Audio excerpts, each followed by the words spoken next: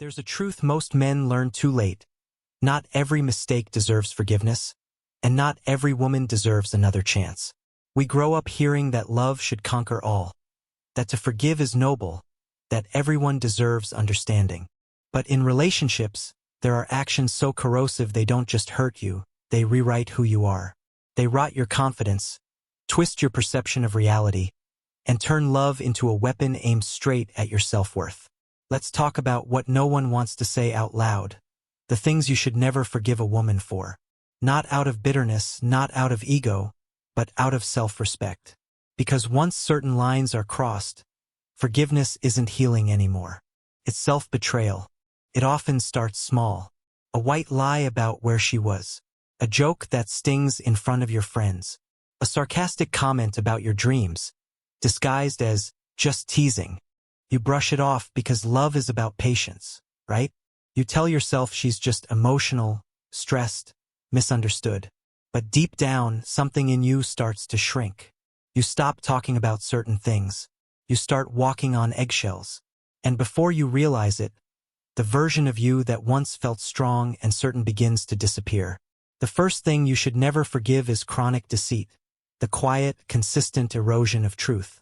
Not a mistake, not a one-time lapse, but a pattern of dishonesty that becomes her language. When a woman lies easily, she's not protecting you, she's protecting her control. She creates a second world where she decides what's real and what you're allowed to know. Maybe she says she's out with friends, but her phone goes silent. Maybe she hides messages, money, or entire conversations under the guise of privacy. Maybe she swears you're too jealous for wanting clarity. That's the trick. She turns your need for honesty into a flaw, your suspicion into the problem. But here's the truth. If you have to beg for transparency, you're already living in a lie. Deceit isn't about the lie itself. It's about the mindset that says, I can manipulate you and you'll still stay. I once counseled a man who thought he was in a perfect marriage until he found out his wife had a secret credit card, a hidden dating profile, and a second phone for work. Every time he confronted her, she'd cry, deflect, or blame him for being controlling. That's the pattern of a manipulator. They twist your confrontation into guilt until you start apologizing for catching them. Forgiving that is not compassion. It's surrender. The second act that deserves zero forgiveness is public humiliation disguised as humor. You know the type, she laughs at your expense during dinner with friends, jokes about your job, your body, your habits. Everyone laughs except you. You feel that burn in your chest, the shame that tastes like poison. But when you say something, she rolls her eyes and says, relax, it's just a joke. It's never just a joke. When someone makes a habit of turning you into the punchline, what they're really saying is, I don't respect you enough to protect your dignity. And here's the dangerous part. Repeated humiliation doesn't just embarrass you. It rewires you. You start shrinking in public. You speak less. You stop sharing opinions. Because every time you do, she turns your vulnerability into entertainment. There was a man who told me his wife would mock him in front of her family. His career, his income, his appearance, all fair game. She'd interrupt him mid-sentence, correct him, or smirk when he spoke. She's just being playful, he'd say. But 5 years later, he couldn't finish a sentence without apologizing for it first. That's what emotional corrosion looks like. Not loud, not violent, but slow and devastating. Once respect dies, love dies right behind it. And then comes the third, emotional blackmail. It's one of the most sinister forms of control because it wears the mask of love. If you loved me, you would. You're the reason I'm sad. I'll hurt myself if you ever leave. At first, it feels like passion. You think she must really care if she's that emotional. But what she's really doing is holding your compassion hostage. Every tear becomes a chain. Every guilt trip another bar in the cage. You start confusing fear with loyalty. You start believing that keeping her calm is your responsibility. That's not love, that's emotional terrorism. Real love never demands your submission. It doesn't punish honesty or weaponize guilt. If someone's affection depends on your obedience, that's not a relationship, that's a dictatorship of emotions. The final unforgivable act we'll discuss in this part is violating your boundaries and calling it care. She checks your messages just to make sure no one's flirting with you. She shows up uninvited at your workplace because she missed you. She gets jealous of your female coworkers, your gym partner, even your friends. She calls it love, but it's ownership. She doesn't trust you. She monitors you. That's not closeness. That's surveillance. Boundaries are not barriers, they're respect in action. When someone crosses them, they're telling you, your independence makes me insecure, so I'll take it away. That's how it starts, with a harmless peek at your phone. But soon she's questioning every conversation, demanding proof of loyalty, and isolating you from anyone who might remind you who you were before her. By the time you notice, your world has shrunk to one person, and that person owns you. Forgiving deceit, humiliation, manipulation, and control doesn't make you kind. It makes you complicit. Because every time you forgive what should never be forgiven, you teach her that your boundaries are optional, that your self-respect is negotiable, and that her behavior works. In the next part, we'll go deeper into how control turns into dependency, how affection turns into punishment, and how the same love that once made you feel alive can start to feel like slow death. When you forgive the unforgivable once, you don't realize it yet. You've already started teaching someone how to destroy you slowly. They learn that tears erase accountability, that silence is your consent, that all they need to do is act sorry, and you'll rebuild the bridge they burned. But here's the tragedy. Some bridges shouldn't be rebuilt. They lead straight back into the fire. Let's talk about what happens next, the escalation. After deceit, humiliation, and control come the deeper forms of betrayal. The ones that don't just hurt your feelings, but dismantle your entire sense of safety. The fifth unforgivable act is emotional manipulation disguised as vulnerability. This is the woman who uses her pain as power. She cries when you confront her. She shuts down when you try to express your needs. She weaponizes her emotions until every disagreement becomes your fault. You try to speak calmly to solve the problem, but somehow it always ends with you apologizing. She says, I guess I'm just not enough for you. And suddenly you feel guilty for her behavior. She says, I didn't mean it, I'm just broken. And now you feel responsible for fixing her. That's not love. That's control through guilt. True vulnerability invites connection. Fake vulnerability demands obedience. It's a trap, and once you fall for it, every act of compassion becomes a leash she'll pull tighter each time you try to walk away. The sixth unforgivable act is violence of any kind. Not just a slap, not just throwing things, not just screaming so loudly you feel like your chest will split open. Violence isn't defined by bruises. It's defined by fear. If you flinch when she moves, if your stomach tightens when she's angry, if you monitor your words to avoid setting her off, you're already living in fear. And here's what's terrifying. People who claim they lose control never lose control with the wrong person. They don't explode at their boss, their coworkers, or the police. They explode at you because they can. Because you've taught them, through forgiveness, that you'll take it. That you'll rationalize it. That you'll believe the tears afterward. Violence always escalates. What starts as a slam door becomes a thrown object, then a shove, then a slap. And by the time you realize how deep it's gone, you're no longer fighting to save the relationship. You're fighting to survive it. The seventh unforgivable act is financial control and exploitation. It's the quietest kind of abuse, the one people rarely see. She convinces you to share everything, but hides her own accounts. She quits her job because she wants to support your dreams, but suddenly you're the only one paying the bills. She spends recklessly but gets defensive when you ask where the money went. Money isn't about greed, it's about freedom. When someone controls your finances, they control your ability to leave. And the moment you depend on them for survival, they own your choices. They'll say, "Don't you trust me?" But what they really mean is, "Don't question my control." And the worst part? They'll make you feel selfish for wanting boundaries. But a relationship without financial respect isn't partnership. It's parasitism.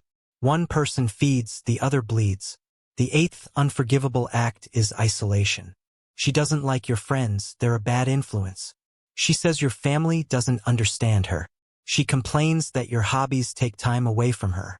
Slowly, she dismantles your world until she's the only person left in it. And when you finally look around, you realize you have no one to call, no one to ask if what's happening to you is normal. That's exactly how abusers keep control.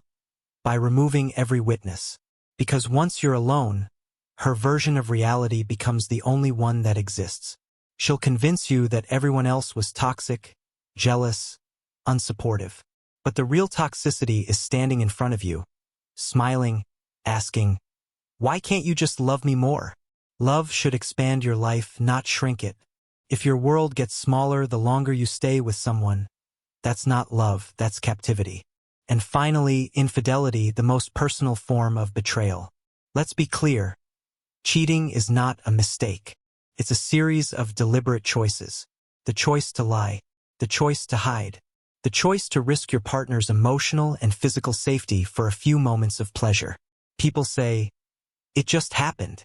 No, it never just happens. Every affair requires planning, deceit, and selfishness. When someone cheats, they destroy the foundation of trust, and no relationship survives on ashes. You can rebuild the routine, the appearances, the daily patterns, but you'll never rebuild the innocence of belief. Because once someone proves they're willing to betray you when it's convenient, you'll always wonder when it'll happen again. And statistically, it will. Forgiving infidelity doesn't make you noble. It makes you a willing participant in your own humiliation. In all of these, one pattern remains. They don't lose control, they take it. Every lie, every manipulation, every act of aggression is a choice. A choice made with full awareness that you'll forgive them. Because you always have. But here's the truth no one tells you. Every time you forgive the unforgivable, you don't save the relationship, you sacrifice yourself to keep it alive. And love that requires your destruction to survive isn't love. It's addiction dressed in affection.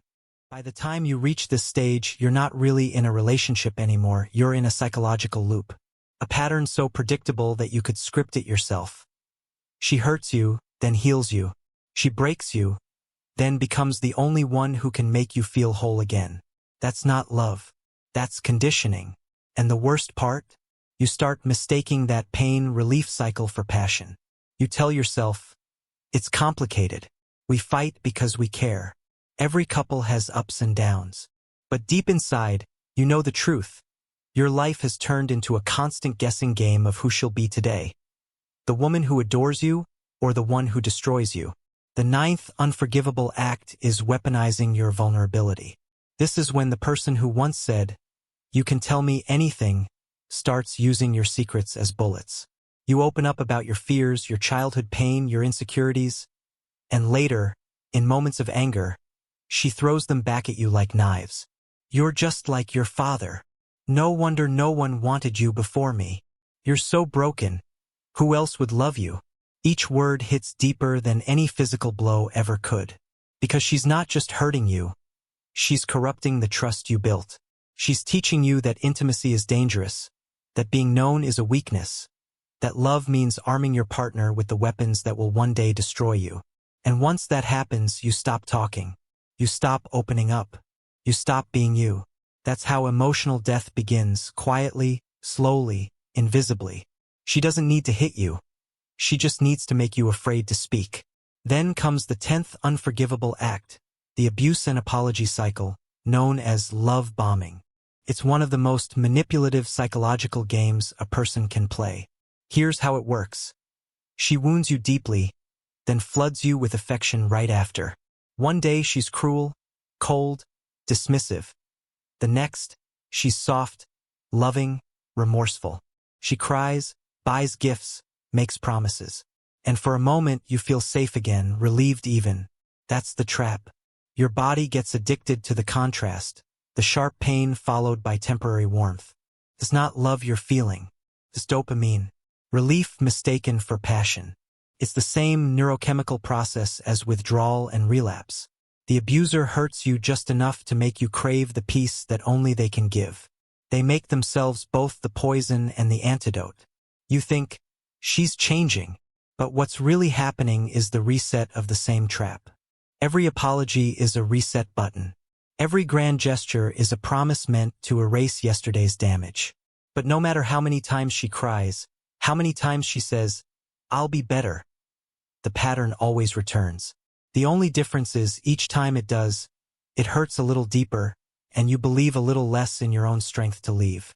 This is how people lose themselves completely, not through one dramatic betrayal, but through thousands of tiny surrenders. Through saying it's okay when it's not. Through hoping tomorrow will be different. Through forgiving someone who never earned it. Before long, you start redefining normal. You call chaos passion. You call jealousy love. You call control care. You call pain growth. But none of that is love. Real love doesn't require suffering to prove itself. Real love doesn't keep score. Real love doesn't make you afraid of being honest. If you constantly need to recover from the person you love, you're not in a relationship, you're in a cycle of trauma. I once spoke with a man who said, "She only hurts me because she's afraid to lose me." No, she hurts you because she knows she won't. That's the difference between love and control. Love values your peace. Control feeds on your endurance. And the truth is, she won't stop. Not because she can't, but because it works. Because every time she pushes you to the edge, you pull yourself back just to prove your loyalty. Every time she makes you beg for her affection, you're teaching her that your pain is the price she can afford to pay. But here's the hardest truth to swallow. You can't love someone into treating you better. You can only love yourself enough to walk away. Because at some point, you have to realize that saving her is killing you. And no matter how much you love her, no amount of forgiveness will turn a manipulator into a partner. The cycle doesn't end when she apologizes. It ends when you stop accepting apologies as currency for pain. There comes a moment, quiet, terrifying, sacred, when you finally stop asking, "Will she change?" and start asking, "Why am I still here?" That's the beginning of freedom. Not loud, not dramatic, just a small, steady whisper inside you saying, "Enough." Because the truth is, leaving doesn't start with packing bags. It starts with reclaiming reality, with admitting that love shouldn't feel like survival, that you shouldn't need to constantly heal from the person who swore to love you. You see, forgiveness has been romanticized. We're told it's noble, spiritual, the right thing to do. But when forgiveness becomes a cage, it stops being virtue, it becomes self-erasure. You can't forgive someone into becoming who they're not. You can't heal someone who uses your empathy as fuel for control. And you can't keep offering compassion to a person who weaponizes it against you. Forgiveness without change isn't kindness. It's complicity. You don't owe someone redemption. You owe yourself peace. Here's what happens when you stop forgiving the unforgivable. Your world starts breathing again. You sleep through the night without dread sitting on your chest. You laugh without calculating who's watching. You stop explaining, defending, negotiating your worth. At first, it feels empty, like withdrawal. You miss the chaos because chaos became your routine. But slowly, something else takes its place. Clarity, energy, dignity. You start remembering the version of yourself that existed before love turned into warfare. The one who had dreams, opinions, confidence. The one who didn't walk on eggshells. And that's when you understand. Leaving wasn't loss. It was resurrection. If you have children, know this, they're watching. Every time you forgive the unforgivable, they learn what love looks like. They learn that love means fear, apology, silence, and pain. But every time you stand up and say no more, they learn something greater, that self-respect is non-negotiable. That boundaries aren't cruelty. That love can be gentle, safe, and real. If you have no children, you still have witnesses, your friends, your family, your own reflection. They all see the price you've been paying. And the day you leave, the world around you exhales. People who commit unforgivable acts don't change because of your love. They change, if ever, because they lose access to it. They don't learn through forgiveness. They learn through consequences. You can't teach accountability to someone who's never been forced to face it. That's why walking away isn't punishment. It's truth-telling. It's saying, you don't get to destroy me and still call it love. It's saying, I choose peace over potential. It's saying, I would rather rebuild my life from ashes than keep living in your fire. So if you're reading this and something inside you recognizes the pattern, the lies, the humiliation, the guilt, the manipulation, listen to that voice. It's not weakness. It's your survival instinct begging to be heard. You don't need their permission to go. You don't need their understanding. You don't even need their apology. You just need one thing: the courage to believe that you deserve better. Because you do. You always did. And the moment you act on that belief, your entire life begins to shift. Your anxiety fades. Your health returns. Your friends come back. Your creativity reignites. You start laughing at small things again because finally you're not afraid to be yourself. That's what freedom feels like. It's not the absence of love. It's the presence of self-respect. So no, don't forgive the unforgivable. Don't rationalize it. Don't explain it away. Don't stay because you're afraid of being alone. Alone, you can heal. Alone, you can rebuild. Alone, you can meet yourself again. The version of you that doesn't settle for pain disguised as love. Because in the end, love shouldn't require your suffering. And self-respect should never be negotiable. The strongest thing you can do isn't to endure, it's to walk away. The bravest thing you can say isn't, "I forgive you." It's, "I'm done." And the most loving thing you can do for yourself, and for the world, is to finally live like you believe you deserve peace. Because the unforgivable doesn't deserve forgiveness, and you don't deserve to live inside someone else's chaos. You deserve peace. You deserve safety. You deserve a love that doesn't hurt. And when you finally stop forgiving the unforgivable, you'll find it, starting with yourself.